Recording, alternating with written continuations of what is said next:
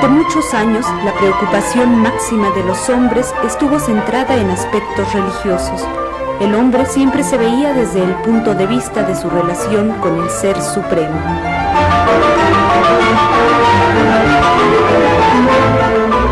Existieron y existen múltiples formas de ver a ese Ser Supremo. Lo encontramos bajo diversos nombres dependiendo de la religión que escojamos.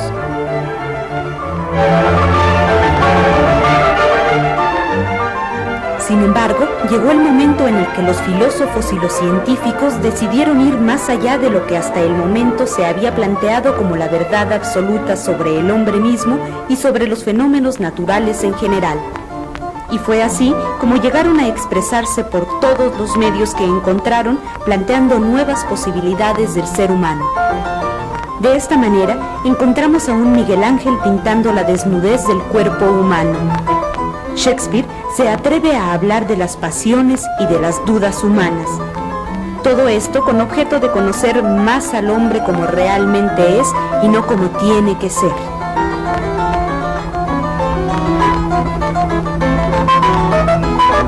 Hubo quienes se dedicaron al estudio del universo al que pertenecemos. Sus estudios eran imperdonables para los que pretendían mantener en las tinieblas a los hombres.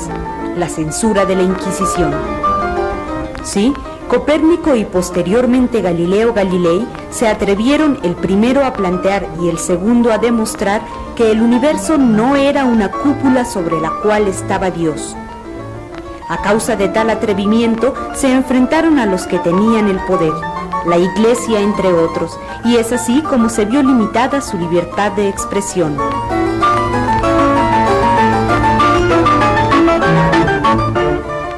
A través de todos los tiempos, quienes tienen el poder han gustado de dar a los hombres una línea de comportamiento y de pensamiento en la que no intervenga la razón.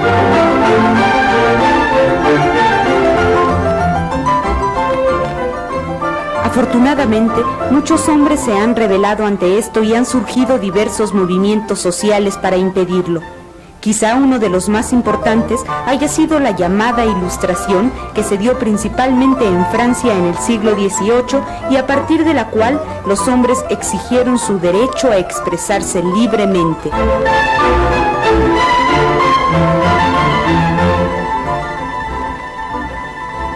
Esta es una lucha que deberá durar por siempre, ya que siempre habrá algo nuevo que decir, nuevas corrientes literarias que crear, nueva música que componer, nuevas imágenes para pintar, porque el hombre junto con el universo siempre irá cambiando.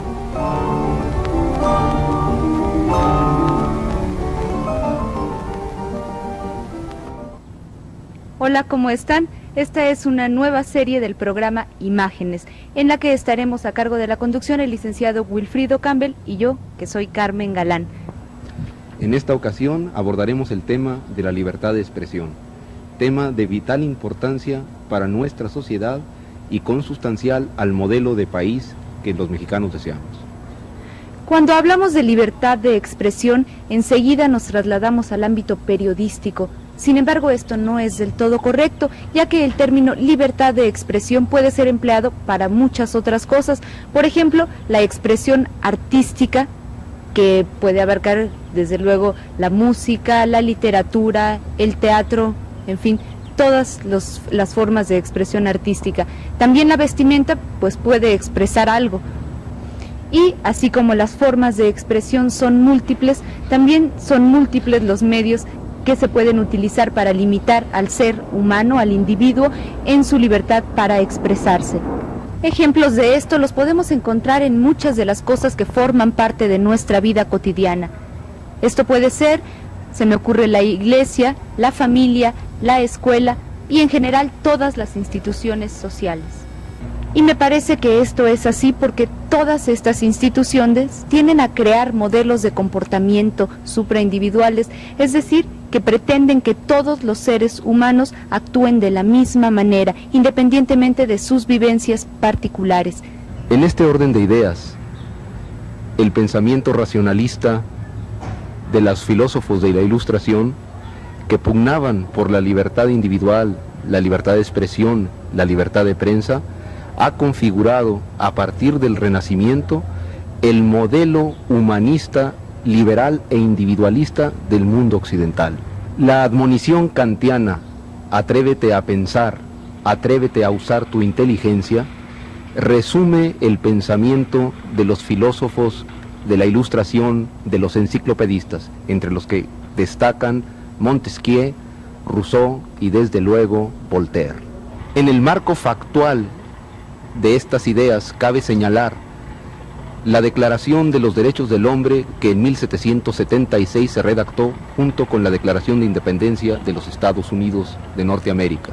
Asimismo, la Declaración Universal de los Derechos del Hombre y del Ciudadano, que fueron la introducción a la Constitución de 1791 durante la Revolución Francesa, y finalmente, en 1948, la Organización de las Naciones Unidas ha hecho suya el planteamiento de la libertad de expresión como uno de los derechos inalienables del hombre por el solo hecho de serlo. Entonces, a partir de estas aseveraciones, se podría decir que es en la historia moderna de la humanidad cuando se ha hablado, cuando el hombre se ha planteado el problema de la libertad de expresión, de la posibilidad de hablar, de decir todo lo que piensa. En cierta medida puede afirmarse eso. Lo cierto es que el desarrollo de la humanidad, desde los periodos antiguos hasta la época del Renacimiento, era una sociedad en donde las concepciones teológicas determinaban la forma de pensamiento social. El hombre del Renacimiento hizo una cosa que los hombres de la Edad Media no habían hecho. Una cosa muy sencilla: dudó. ¿Cuál es entonces, desde tu punto de vista, la principal limitante que ha tenido o que tuvo antes de que se diera esta etapa de la que estábamos hablando el hombre para poder llegar a dudar? Bueno, pudiéramos decir que la humanidad, el hombre, es un ser que hereda, en contraste con los otros seres que, por decirlo de alguna forma, siempre se estrenan. La acumulación de conocimiento que la humanidad tuvo generación tras generación le permitió, en la época del Renacimiento, cambiar la perspectiva de una concepción teológica hacia el individuo, y a partir de entonces la concepción liberal, humanista e individualista ha fincado en el individuo la organización de la sociedad occidental. Digamos que lo importante fue el momento en el que el hombre se planteó a sí mismo como un problema que él mismo también debería de resolver. Se planteó a él como determinante de su propia vida y de su propia historia. Más bien tendríamos que enfatizar que el hecho de que el individuo pase a ser el centro de la concepción organizativa de la sociedad no significa que todos los individuos tengan conciencia de esta situación social. En la antigüedad, las clases dirigentes de tipo sacerdotal hacían girar en torno a la concepción teocrática encarnada en los sacerdotes y en los príncipes o los reyes, la ideología dominante en la sociedad. La época moderna, particularmente a partir de la Revolución Francesa, aun cuando manejó la libertad de expresión en términos igualitarios y generales, de hecho únicamente legitimó la concepción de la clase dominante, que en ese momento era la burguesía francesa, que trató de tomar el papel que en épocas pasadas había tenido la sociedad teocrática. Bien, es cierto que hasta el momento, y ese es el objetivo principalmente de nuestro programa, es cierto que hoy en día todavía se nos plantean muchos problemas con respecto a lo que es la libertad de expresión, pero esto no es más que nuestras opiniones. Vamos a ver qué es lo que opinan algunas otras personas. Adelante. Nos encontramos en la oficina del señor Elías Montañez, subdirector general del Diario de Juárez, que fue tan amable de concedernos una entrevista para nuestro programa Imágenes. Muy buenas tardes, gracias por habernos recibido. Consideramos que es necesario que el individuo, desde que nace, crezca en un ambiente en el que se respete su derecho a decir lo que piensa, de manera que al crecer exija la verdad por un lado y el poder decir lo que piensa por otro. ¿Cree usted que se da este ambiente de libertad en la familia y en la escuela, hablando en general? Bueno, creo que son dos preguntas, ¿no? Una es si se considera que es necesario que exista este clima de libertad. Pues yo creo que eso es definitivo, ¿no? Es importante para el desarrollo de cualquier individuo. Es la libertad, el clima en el que el individuo crece con la capacidad de expresar sus sentimientos en perfecta armonía con la gente que le rodea, en el seno familiar, pues es importantísimo para el desenvolvimiento, ¿no?, de una persona. Por otro lado, sí creo que esto se da en la realidad, en la familia mexicana. Creo entender así la pregunta, pues entiendo que la respuesta sería tan variable como relativa es la realidad de la familia en México, ¿no?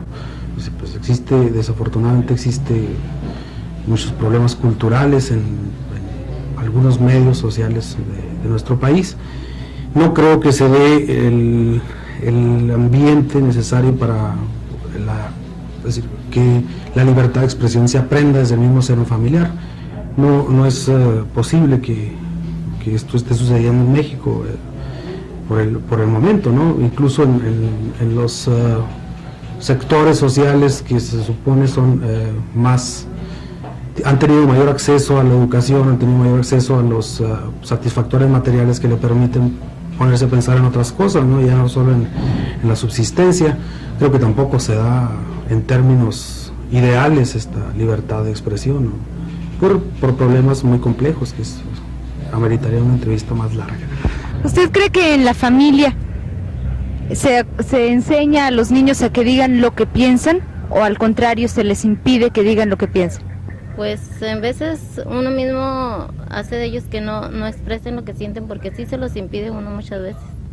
Aunque digo, no debería uno, debería dejarlos que se expresaran ellos, porque si algo es sincero son los niños. ¿Usted cree que en la familia y en las escuelas se les da a los niños la posibilidad de crecer libremente? Pues sí se les da, pero a veces es un error, ¿no?, de los padres, porque los hijos toman un camino equivocado por la confianza que muchas veces uno les da, se las da de más. ¿Crees que en la familia o en la escuela tú tienes libertad? No, en la familia no, pero en otro lado sí.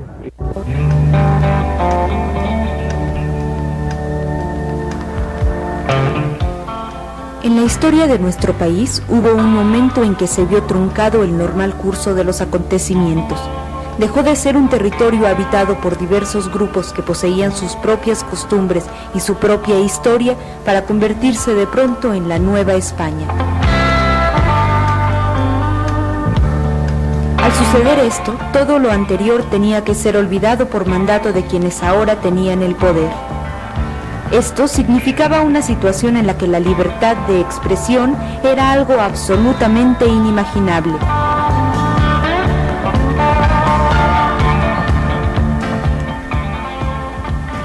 Siendo ya la Nueva España, en Europa se estaba gestando una nueva visión en cuanto a los derechos del hombre. Esto significaba un grave peligro para los que pretendían seguir dominando este territorio. Por lo tanto, un control absoluto sobre el tipo de información que llegaba a la Nueva España era absolutamente indispensable.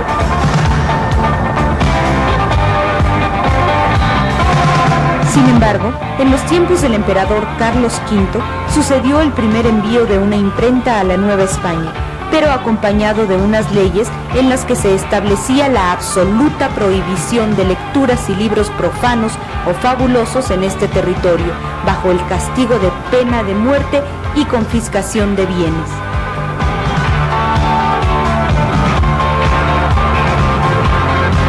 Muchas cosas tuvieron que suceder. Inclusive se tuvo que dar inicio a la lucha por la independencia de México para que en 1814 Morelos concibiera las ideas libertarias que habrían de formar parte de la Constitución promulgada en Apatzingán, en la que se establecía la libertad de publicar escritos sobre cualquier materia sin necesidad de previa censura, siempre y cuando no se perturbara la tranquilidad ni se atacara el honor.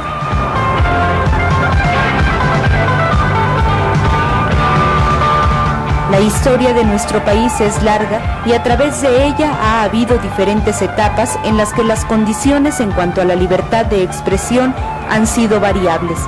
El hecho es que hoy en día existen diversas publicaciones en las que se pueden manifestar diversos puntos de vista y además se cuenta ya con otros medios masivos de comunicación que también se encargan de hacer su labor. La pregunta es, ¿cuál es esta labor? Desde nuestro punto de vista, la labor es llegar a la verdad.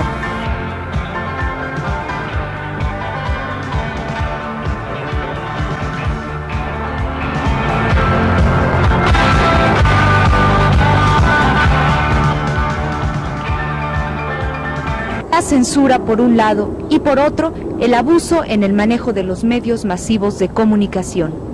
Cuando tenemos en nuestras manos un medio de comunicación masiva como lo son la televisión, la radio o la prensa, sean estos del gobierno o pertenezcan a la iniciativa privada, me parece que debemos ser muy cuidadosos, que debemos de darnos cuenta de que tenemos en nuestras manos un medio que forma criterios que después marcarán el rumbo del país en el que vivimos. Por eso cuando estamos usando estos medios nos debemos preguntar cuáles son nuestras limitantes o cuál es el papel de la censura.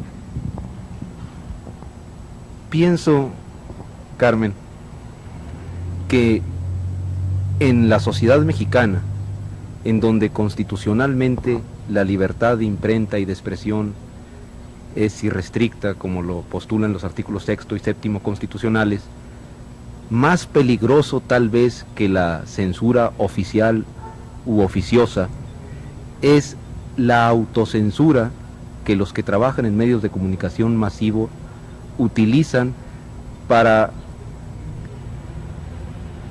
beneficiarse de la opinión favorable que la forma de expresar sus ideas pueda brindarles.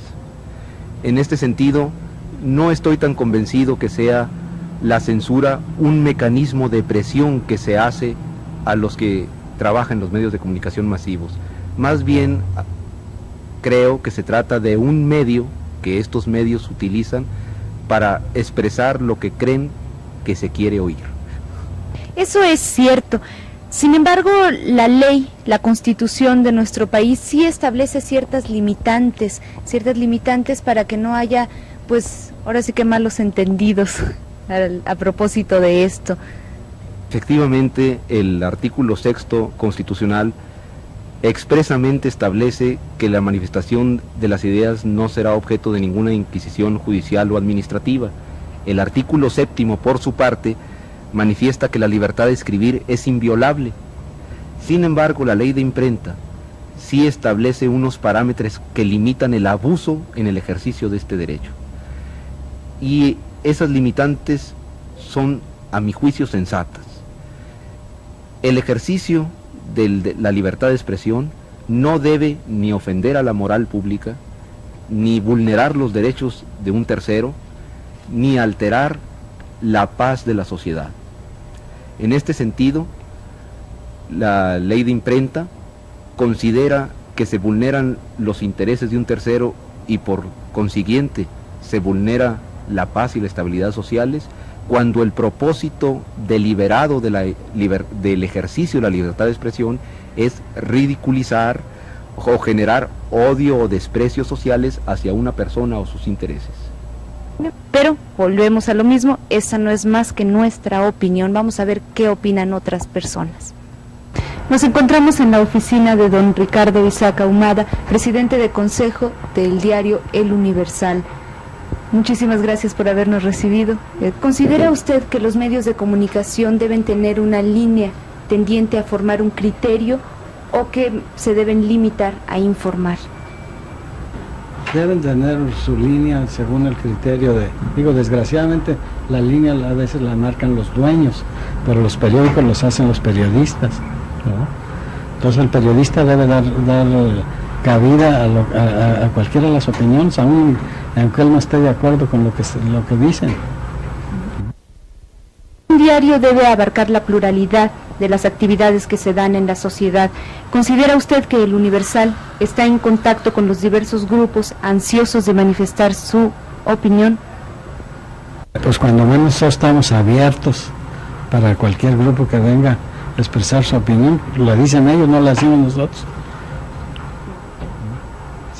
Si no aprovechan nuestro medio, se los ponemos a disposición. Hemos rogado, ¿verdad?, que tanto la universidad como el tecnológico, que consideramos las máximas casas de estudio aquí, tengan colaboración con nosotros, sin que el periódico interfiera en la política que lleven. Le abren dado a los muchachos que hagan una columna, una cosa, para que expresen lo que ellos quieren sentir. En función de la actual campaña electoral que se da en nuestro estado, ¿cuál cree usted que es la labor de los medios de comunicación? La labor de los diarios es informar, ¿verdad? Desgraciadamente se ha comercializado mucho, ¿verdad? Y es lo que le digo, los dueños de los periódicos pues atienden más al que da más dinero, ¿no? Si usted vende zapatos no puede tratar igual al que le compra un par que al que le compra 50, ¿no? Pero de eso a que sea el criterio del periódico, yo creo que no. El criterio de los periódicos se refleja en los editoriales. No porque yo anuncio whisky quiere decir que soy borracho. Y la gente confunde, ¿verdad? ¿Y crees que los periódicos dicen la verdad? Pues por una parte podría ser, pero la otra parte la inventan más y le añaden más cosas. ¿Cree que dicen la verdad? Pues algunos y otros no. ¿Considera usted que los medios de comunicación deben tener una línea tendiente a crear un criterio o que simplemente se deben limitar a dar información? Creo que las dos funciones le competen a la prensa siempre y cuando se hagan explícita y limpiamente en el periodismo. Informar pues es lo esencial de un periódico, ¿no? El periódico debe explicarle al ciudadano, al ser social, debe explicarle qué es lo que está sucediendo y debe informárselo antes de pasar a imponerle un criterio, ¿no? Creo que la función de los periódicos también es formar opinión, formar criterio, porque la exposición escueta, la exposición sucinta de los hechos muchas de las veces no aclara el panorama para los lectores de un periódico. Es necesario que se dé el hecho y también que se explique cuál es la trascendencia, qué es el significado de lo que está sucediendo, porque muchas de las veces pues los signos que nos aporta la realidad informativa son tan complejos o son tan escasos o son tan aislados, tan esporádicos que no nos permite tener un contexto. Creo que la función de los periódicos en ese sentido es explicar también qué significa lo que está sucediendo muchas de las veces, sin que esto implique tampoco una falta de respeto a la inteligencia del lector. Los periódicos aportan su punto de vista en editoriales, en artículos, pero sin que esto se crea o se tenga por una verdad absoluta. Creo que la posición del lector es recibir la información, analizar la posición editorial de un periódico y tomar su propia postura, ¿no?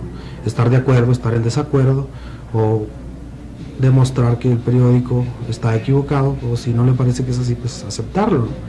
Pero desde luego creo que la función del lector tiene que ser un poco más activa, no simple y sencillamente ser informado y ser llenado con opiniones que el periódico maneja. Creo que no es así, pero se debe formar opinión en el sentido de que el periódico, en la medida en que está más informado, está más cerca de los acontecimientos, tiene gente que está cubriendo esos acontecimientos, puede dar una perspectiva más precisa de los hechos, y por eso editorializa sobre ellos como un servicio, no como una imposición. ¿Qué se entiende por libertad de expresión? Bien.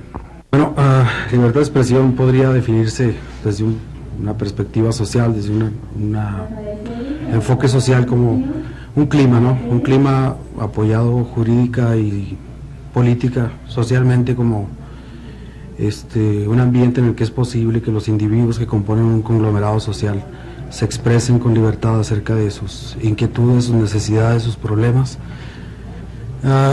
Con libertad digo, sin que esto contraiga o conlleve riesgos para su persona o su integridad en una acepción general, ¿no? Eso es lo que yo creo que es la libertad de expresión. ¿Crees que hay en México libertad para decir lo que realmente se piensa? Pues sí hay libertad, pero muchos no la dicen, que pensamos o lo que piensan los demás. Pues yo pienso que no, porque por lo regular siempre que una persona quiere decir lo que siente, si es por radio le cortan la comunicación. No hay. No hay libertad para nada, ni para el periódico, ni para nada. Pues sí, ¿no? Sí, pues tiene que haber. Sí, libertad de expresión. Aquí no, nomás lo que les conviene, nomás. Concretamente en Ciudad Juárez, ¿considera usted que hay un abuso en el manejo de los medios de comunicación y de la libertad que tienen de expresarse? No creo que haya abuso. Hay desde luego distintos tipos de periodismo en Ciudad Juárez. Los hay muy serios, los hay pues que no corresponden muy bien a lo que los periodistas llamaríamos los cánones de nuestro oficio, ¿no?